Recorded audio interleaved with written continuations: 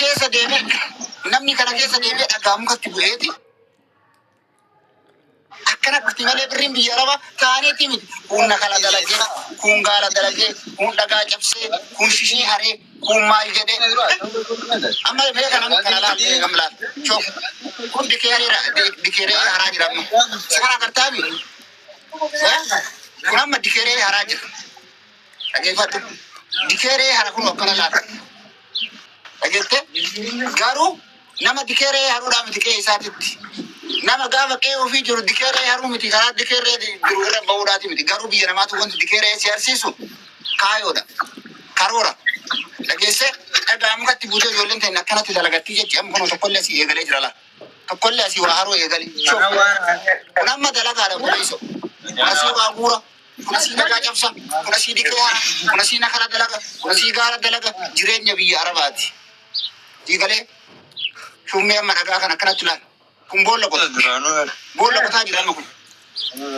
Dhageettee kun boolla qotamu. Jiruu biyya arabaa kana keessa akkanatti jiraanna jechuudha nuti.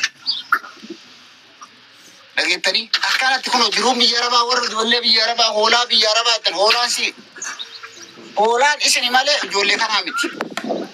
Warri maqaa balleessii irra keessan warri maqaa hin taaneef itti moggaaftan wallaahi billaahi hoolaan isin malee ijoollee kanaa miti. Ijoollee kana jechuun ismaartiidha. Nama sammuu qabu, nama kaayoo qabu, nama karoora qabu, nama waan manaa bahee beeku malee akkuma kan keedda bakka kamuu jiraachuu dandeessi. Magaalaa kam jiraachuu dandeetti. Umriin jaraati xiqqoodha. Bifaanillee nama si oliiti. Jechaanillee beekumsaanillee barnootaaanillee ni si oli. Garuu kaayootu wal adda nama godha laata. Kaayoon jaraa kaayoo keetii walitti hin dhufu. Hadda sadaqaan kadhattee boru gartee sadaqaa irra jiraachuu ilmoo ofii guddisuu hin barbaaddu. Hadda dalagattee boru ammoo sadaqaa waan dalagatte tana ilmoon guddifachuu barbaaddi. Akka teessee teessoorra keettee ilmoo tiktookiidhaan guddifachuudhaati miti. Hadda yoo gaffageessitee dalagatte boru waan dalagatte saniin ilmoo ofii dalagatte. Boru gaafa humna dhabde waan san nyaatte. Akka hadda gartee gaafa tiktookii kanarraa galte gaafa sadaqaa kanarraa galte mandararra zoortee ulaa namaa dhaabbachuudhaaf deemtuudhaaf miti.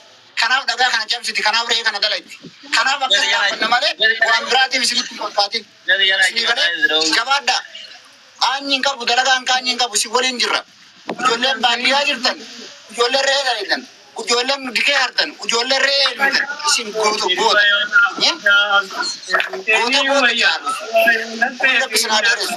Bakka jirtanitti jabaadhaa. Jabaadhaa. Mataa gadi hin qabatinaa dalagaa bakka dalagaa bigartee gara nagaraan lallaalina.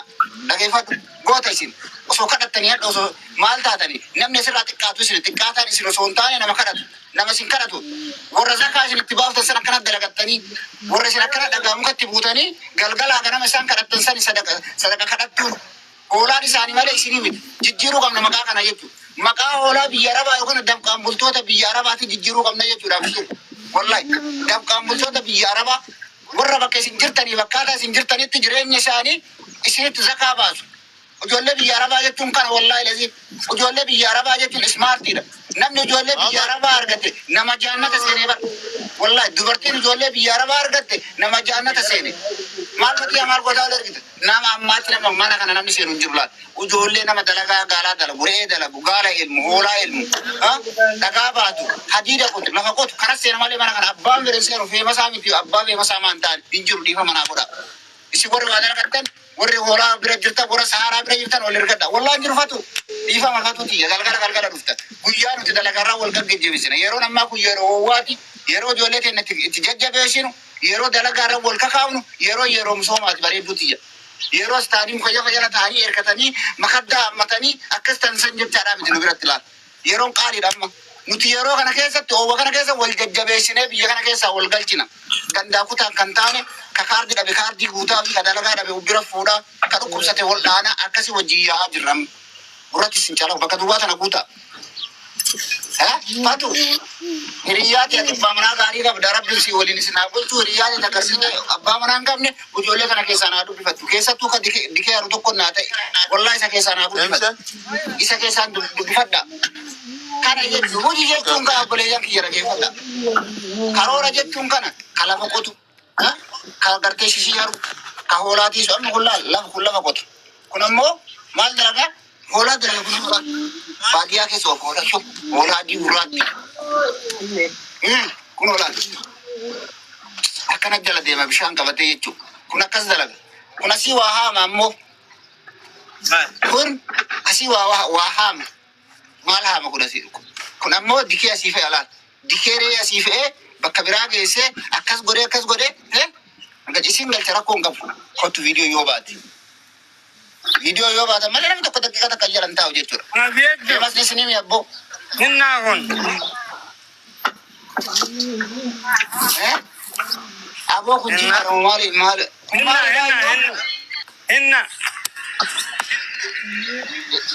Innaan maalidha? Kadawaan kanattuudha. Lukaan gartatti. Innaan maalidha? Mutu wala dobboleessa kolbaate kunne. Kun maalidha dobboleessa jimaadha moo maalisa? Hinnaan kadhalaan harkatti dibattuun geettuu kahay. Yaa harkatti dibatan san hin eenne hin agarree bar takkaan dhageenyeen.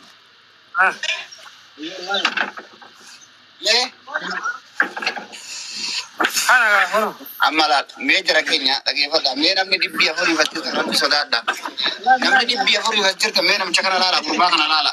Wallaahi sammuu kiyya natu beeka waa haru kana gartanii kadikee haru kana. Kun amma shishiree haraa jira bira.